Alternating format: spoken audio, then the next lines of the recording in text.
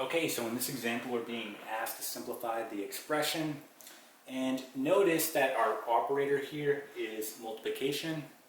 And essentially, right, go back to when you multiply fractions. So for example, let's just say I have a over b times c over d.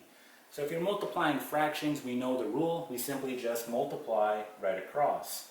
So in this case, we'll have a times c, which is ac, and then b times d, which is bd. Right? So when we have fractions and we're multiplying, we simply multiply right across. Well, the same rule applies here. The only difference is we have more terms. Okay, so don't let that confuse you. So we're essentially just going to multiply right across. Before we do that, though, we want to see if we can factor the numerator and denominator on both of our fractions here, because we may be able to cancel out factors, and that will make this problem much easier. So let's go ahead and do that. So let's start right here. I want to go ahead and just pull out a greatest common factor on my numerator.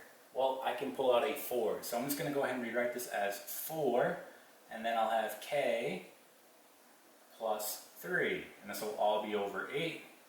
Then times, looking on my numerator here, I can pull out a 12, right? So I'm going to pull out a 12, and then I'll have k minus 6, okay? And then on my denominator, well, I can pull out a 6.